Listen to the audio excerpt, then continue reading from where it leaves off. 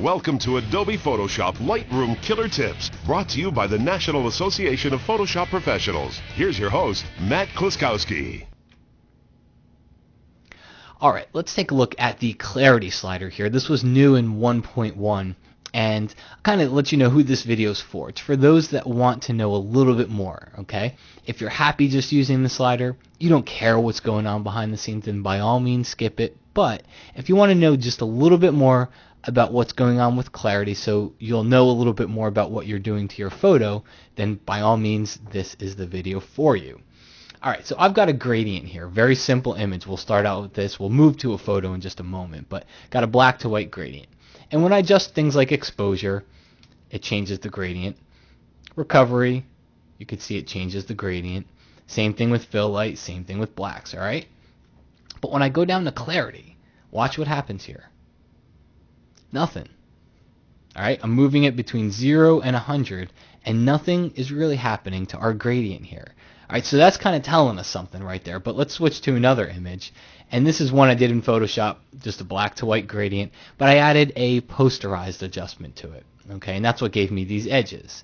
Now let's take a look. I'm going to zoom in here. Let's go to a 3:1 and really zoom in.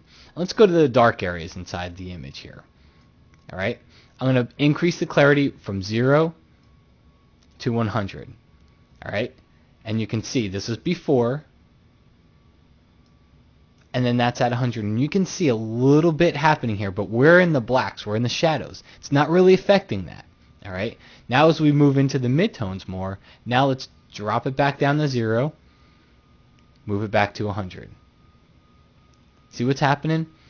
It's kind of snapping along these edges and giving just a little bit more contrast, a little bit more punch to some of these already kind of high contrasted type of areas. And that's, we saw what's happening because we saw when we just had the gradient, it didn't do anything. Alright, and now let's take a look at the highlights again. You'll see a little bit of a change here, but not too much. Okay, so it's really affecting our midtones. Kind of leaving the highlights alone, kind of leaving the shadows alone, and really working on giving just a little bit more midtone contrast. Look at the histogram here.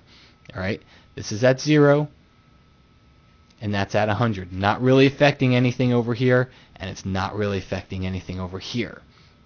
Now, let's move over to a photo, because yes, clarity does work on photos too, not just gradients. And take a look here.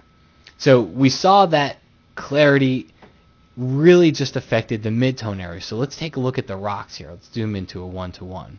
And this is at 0, and as I start to increase, see that? See how it's getting a little bit more contrasty inside the rocks? It's hard to pinpoint what's going on, but you can see it.